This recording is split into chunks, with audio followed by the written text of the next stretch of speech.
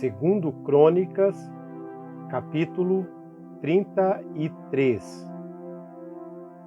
Manassés tinha 12 anos de idade quando começou a reinar, e reinou 55 anos em Jerusalém.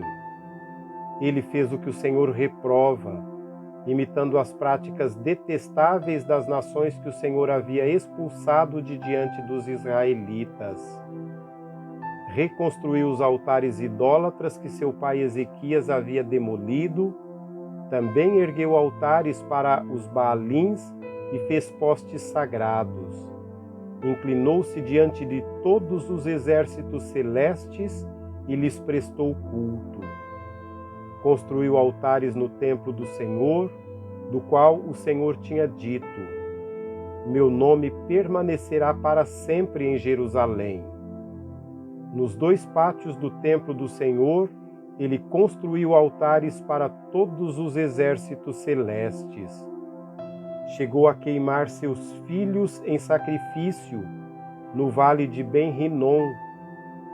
Praticou feitiçaria, adivinhação e magia, e consultou médiuns e espíritas.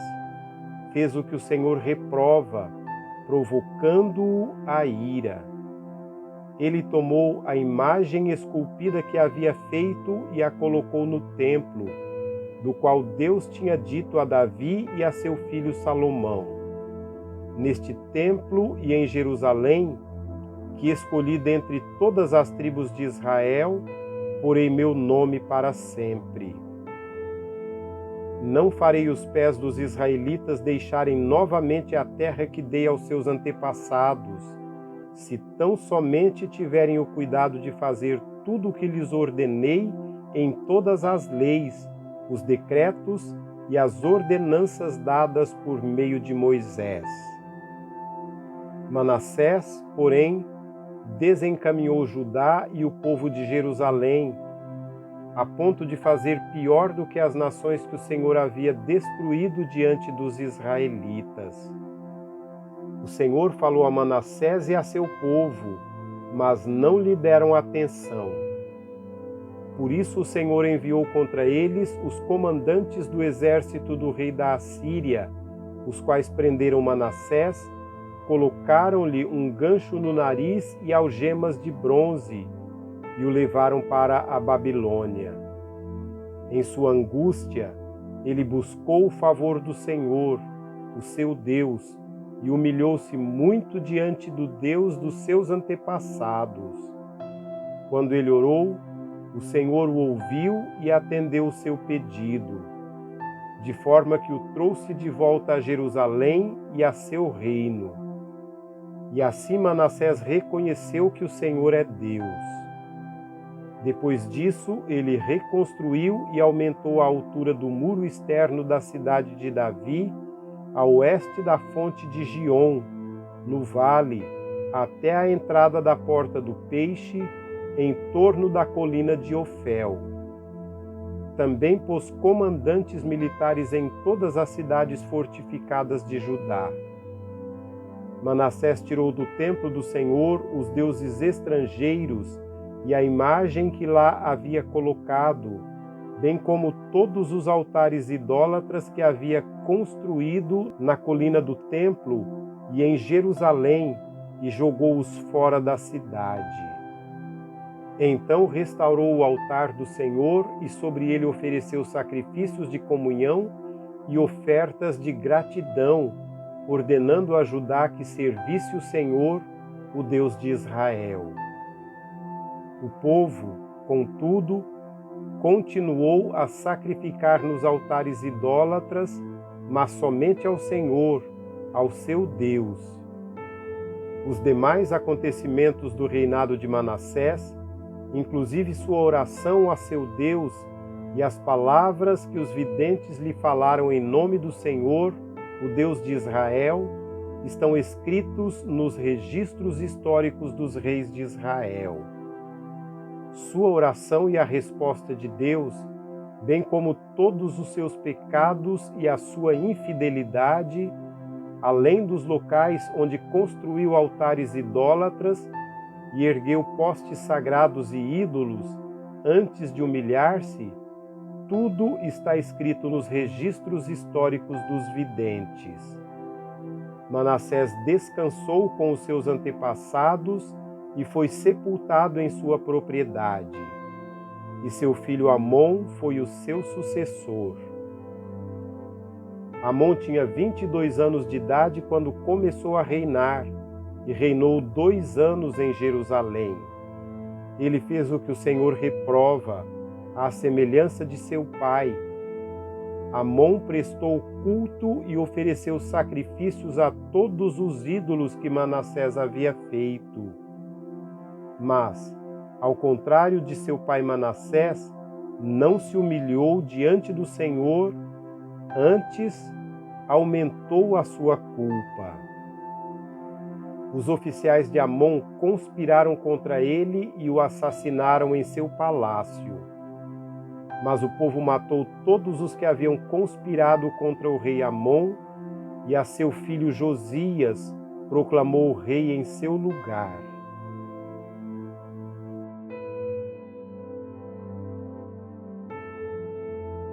Capítulo 34. Josias tinha 8 anos de idade quando começou a reinar, e reinou 31 anos em Jerusalém. Ele fez o que o Senhor aprova e andou nos caminhos de Davi, seu predecessor, sem desviar-se nem para a direita nem para a esquerda. No 8º ano do seu reinado, sendo ainda bem jovem, ele começou a buscar o Deus de Davi, seu predecessor. No 12º ano, começou a purificar Judá e Jerusalém dos altares idólatras, dos postes sagrados, das imagens esculpidas e dos ídolos de metal. Sob suas ordens foram derrubados os altares dos Baalins. Além disso, ele despedaçou os altares de incenso que ficavam acima deles. Também despedaçou e reduziu a pó os postes sagrados, as imagens esculpidas e os ídolos de metal, e os espalhou sobre os túmulos daqueles que lhes haviam oferecido sacrifícios. Depois queimou os ossos dos sacerdotes sobre esses altares, purificando assim Judá e Jerusalém. Nas cidades das tribos de Manassés, de Efraim e de Simeão, e até mesmo de Naphtali, e nas ruínas ao redor delas, derrubou os altares e os postes sagrados, esmagou os ídolos, reduzindo-os a pó, e despedaçou todos os altares de incenso espalhados por Israel. Então voltou para Jerusalém. No 18º ano do seu reinado, a fim de purificar o país e o templo, ele enviou Zafã, filho de Azalias, e Maacéias, governador da cidade, junto com Joá, filho do arquivista real Joacás, para restaurarem o templo do Senhor, do seu Deus. Eles foram entregar ao sumo sacerdote Ilquias a prata que havia sido trazida ao templo de Deus e que os porteiros levitas haviam recolhido das ofertas do povo de Manassés e de Efraim, e de todo o remanescente de Israel, e também de todo o povo de Judá e de Benjamim e dos habitantes de Jerusalém. Então confiaram a prata aos homens nomeados para supervisionarem a oferta do templo do Senhor, que pagavam os trabalhadores que faziam os reparos do templo. Também deram dessa prata aos carpinteiros e aos construtores para comprarem pedras lavradas e madeira para as juntas e as vigas dos edifícios que os reis de Judá haviam deixado ficar em ruínas. Esses homens fizeram o trabalho com fidelidade. Eram dirigidos por Jaate e Obadias, levitas descendentes de Merari, e Zacarias e Mesulão, descendentes de Coate. Todos os levitas que sabiam tocar instrumentos musicais estavam encarregados dos operários e supervisionavam todos os trabalhadores em todas as funções. Outros levitas eram secretários, oficiais e porteiros. Enquanto recolhiam a prata que tinha sido levada para o templo do Senhor, o sacerdote Ilquias encontrou o livro da lei do Senhor que havia sido dada por meio de Moisés. Ilquias disse ao secretário Zafã: encontrei o livro da lei no templo do Senhor, e o entregou a Zafã. Então Zafã leu o livro ao rei e lhe informou: teus servos estão fazendo tudo o que lhes foi ordenado. Fundiram a prata que estava no templo do Senhor e a confiaram aos supervisores e aos trabalhadores. E acrescentou: o sacerdote Ilquias entregou-me um livro. E Zafã leu trechos do livro para o rei. Assim que o rei ouviu as palavras da lei, rasgou suas vestes e deu estas ordens a Ilquias, a Aicã, filho de Zafã, a Abdon, filho de Mica, ao secretário Zafã e ao auxiliar real Asaías: vá consultar o Senhor por mim e pelo remanescente de Israel e de Judá, acerca do que está escrito nesse livro que foi encontrado. A ira do Senhor contra nós deve ser grande, pois os nossos antepassados não obedeceram à palavra do Senhor e não agiram de acordo com tudo o que está escrito neste livro. Ilquias e aqueles que o rei tinha enviado com ele foram falar com a profetisa Ulda, mulher de Salum, responsável pelo guarda-roupa do templo, filho de Tocaste e neto de Arás. Ela morava no bairro Novo de Jerusalém. Ela lhes disse: assim diz o Senhor, o Deus de Israel: digam ao homem que os enviou a mim. Assim diz o Senhor: eu vou trazer uma desgraça sobre este lugar e sobre seus habitantes, todas as maldições escritas no livro que foi lido na presença do rei de Judá.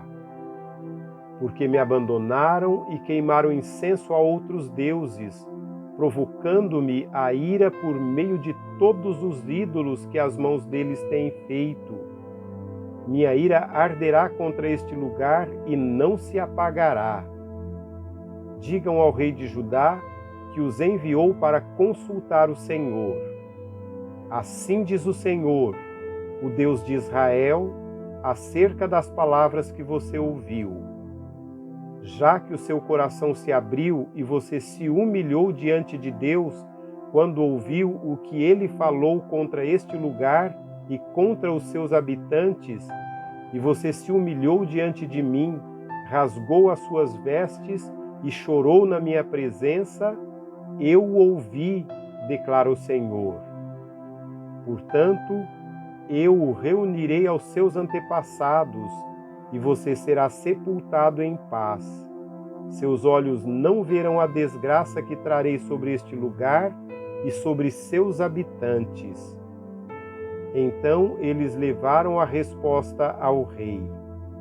Então o rei convocou todas as autoridades de Judá e de Jerusalém. Depois subiu ao templo do Senhor, acompanhado por todos os homens de Judá, todo o povo de Jerusalém, os sacerdotes e os levitas. Todo o povo, dos mais simples aos mais importantes.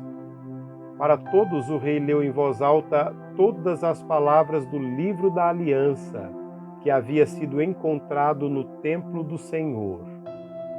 Ele tomou o seu lugar e, na presença do Senhor, fez uma aliança, comprometendo-se a seguir o Senhor e a obedecer de todo o coração e de toda a alma aos seus mandamentos, seus testemunhos e seus decretos, cumprindo as palavras da aliança escritas naquele livro. Depois fez com que todos em Jerusalém e em Benjamim se comprometessem com a aliança, Os habitantes de Jerusalém passaram a cumprir a aliança de Deus, o Deus dos seus antepassados.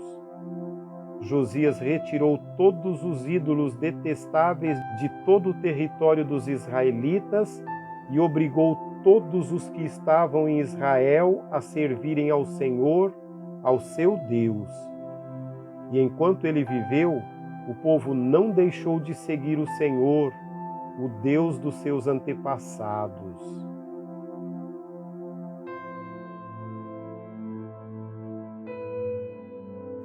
Capítulo 35. Josias celebrou a Páscoa do Senhor em Jerusalém, e o cordeiro da Páscoa foi abatido no dia 14 do primeiro mês.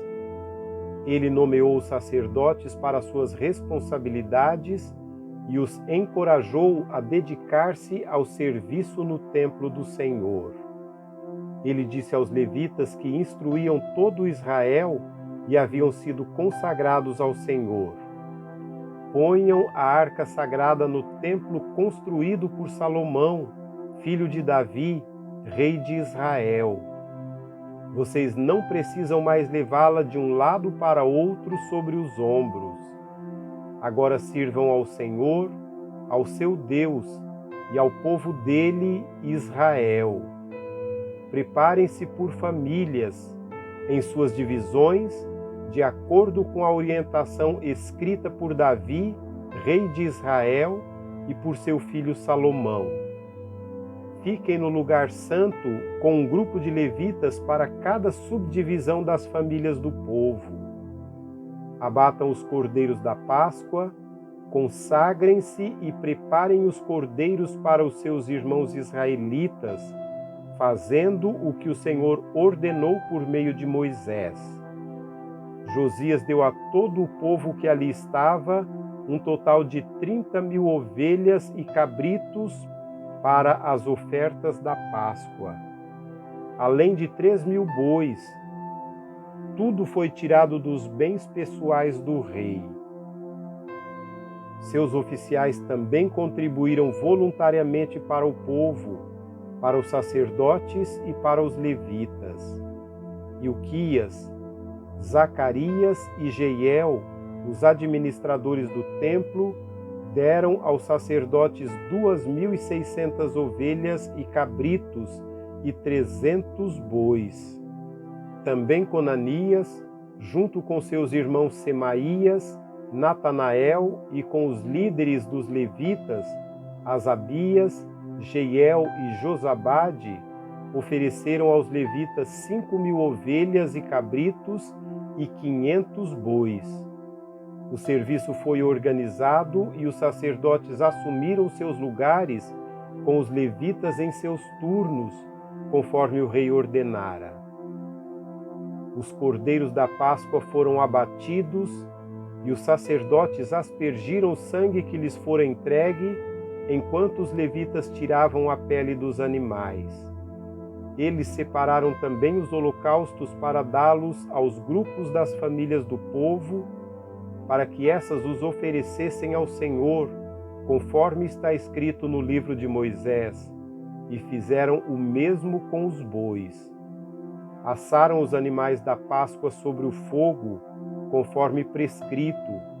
Cozinharam as ofertas sagradas em potes, caldeirões e panelas, e serviram rapidamente a todo o povo. Depois disso, os levitas prepararam a parte deles e a dos sacerdotes, pois estes, descendentes de Arão, ficaram sacrificando os holocaustos e as porções de gordura até o anoitecer. Foi por isso que os levitas prepararam a parte deles e as dos sacerdotes, descendentes de Arão. Os músicos, descendentes de Asaf, estavam nos locais prescritos por Davi e por Asaf, Emã e Gedutum, videntes do rei. Os porteiros que guardavam cada porta não precisaram deixar os seus postos, pois os seus colegas levitas prepararam as ofertas para eles. Assim, naquele dia, todo o serviço do Senhor foi executado para a celebração da Páscoa e para a apresentação de holocaustos no altar do Senhor, conforme o rei Josias havia ordenado.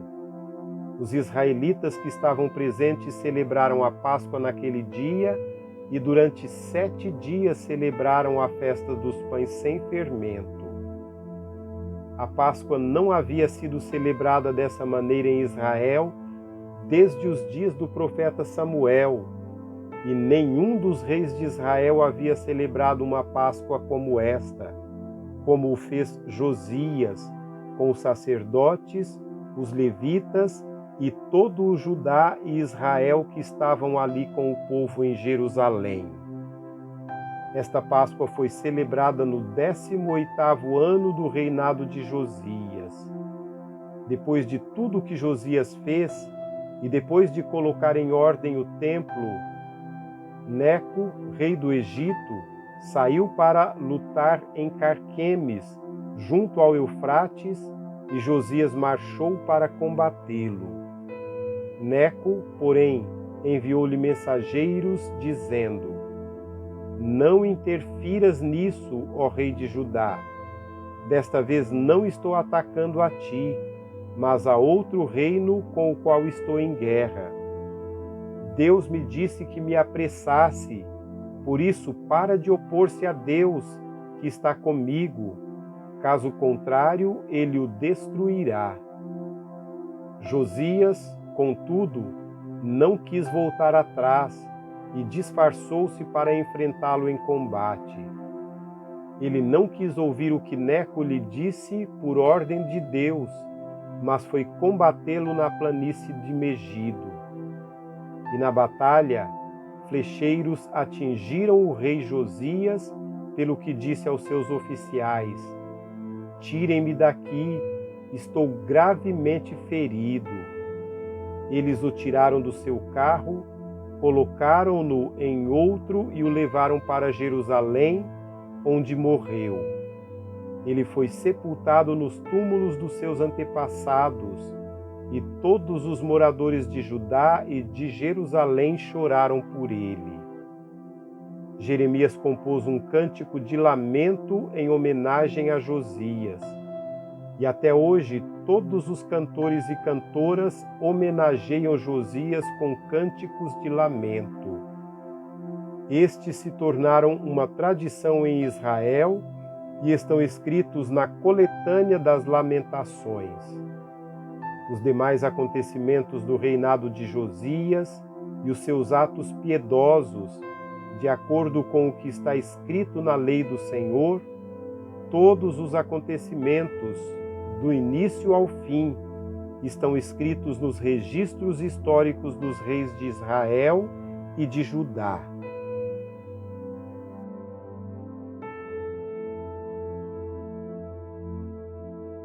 Capítulo 36. E o povo tomou Jeoacás, filho de Josias, e proclamou-o rei em Jerusalém, no lugar de seu pai. Jeoacás tinha 23 anos de idade quando começou a reinar, e reinou 3 meses em Jerusalém. O rei do Egito destronou-o em Jerusalém e impôs a Judá um tributo de 3,5 toneladas de prata e 35 quilos de ouro. O rei do Egito proclamou Eliaquim, irmão de Jeoacás, rei sobre Judá e sobre Jerusalém, e mudou-lhe o nome para Jeoaquim. Mas Neco levou Jeoacás, irmão de Eliaquim, para o Egito. Jeoaquim tinha 25 anos de idade quando começou a reinar e reinou 11 anos em Jerusalém. Ele fez o que o Senhor, o seu Deus, reprova. Nabucodonosor, rei da Babilônia, atacou-o e prendeu-o com algemas de bronze para levá-lo para a Babilônia. Ele levou também para a Babilônia objetos do templo do Senhor e os colocou no seu templo. Os demais acontecimentos do reinado de Jeoaquim, as coisas detestáveis que fez e tudo o que foi achado contra ele estão escritos nos registros históricos dos reis de Israel e de Judá. Seu filho Joaquim foi o seu sucessor. Joaquim tinha 18 anos de idade quando começou a reinar e reinou 3 meses e 10 dias em Jerusalém. Ele fez o que o Senhor reprova. Na primavera, o rei Nabucodonosor mandou levá-lo para a Babilônia, junto com os objetos de valor retirados do templo do Senhor, e proclamou Zedequias, tio de Joaquim, rei sobre Judá e sobre Jerusalém. Zedequias tinha 21 anos de idade quando começou a reinar e reinou 11 anos em Jerusalém. Ele fez o que o Senhor, o seu Deus, reprova, e não se humilhou diante do profeta Jeremias, que lhe falava como porta-voz do Senhor. Também se rebelou contra o rei Nabucodonosor, que o havia obrigado a fazer um juramento em nome de Deus. Tornou-se muito obstinado e não quis se voltar para o Senhor, o Deus de Israel. Além disso, todos os líderes dos sacerdotes e o povo se tornaram cada vez mais infiéis, seguindo todas as práticas detestáveis das outras nações e contaminando o templo do Senhor, consagrado por ele em Jerusalém. O Senhor, o Deus dos seus antepassados, advertiu-os várias vezes por meio de seus mensageiros, pois ele tinha compaixão de seu povo e do lugar de sua habitação. Mas eles zombaram dos mensageiros de Deus, desprezaram as palavras dele e expuseram ao ridículo os seus profetas, até que a ira do Senhor se levantou contra o seu povo e já não houve remédio. Ele enviou contra eles o rei dos babilônios, que no santuário matou seus jovens à espada. Não poupou nem rapazes, nem moças, nem adultos, nem velhos. Deus entregou todos eles nas mãos de Nabucodonosor. Ele levou para a Babilônia todos os utensílios do templo de Deus, tanto os pequenos como os grandes, juntamente com os tesouros do templo do Senhor, os do rei e os de seus oficiais. Os babilônios incendiaram o templo de Deus e derrubaram o muro de Jerusalém, queimaram todos os palácios e destruíram todos os utensílios de valor que havia neles. Nabucodonosor levou para o exílio, na Babilônia, os remanescentes que escaparam da espada, para serem seus escravos e dos seus descendentes até a época do domínio persa. A terra desfrutou dos seus descansos sabáticos, descansou todo o tempo de sua desolação, até que os 70 anos se completaram, em cumprimento da palavra do Senhor anunciada por Jeremias. No primeiro ano do reinado de Ciro, rei da Pérsia, para que se cumprisse a palavra do Senhor anunciada por Jeremias, o Senhor tocou no coração de Ciro, rei da Pérsia, para que fizesse uma proclamação em todo o território de seu domínio e a pusesse por escrito nestes termos. Assim declara Ciro, rei da Pérsia: o Senhor, o Deus dos céus, deu-me todos os reinos da terra e designou-me para construir-lhe um templo em Jerusalém, na terra de Judá.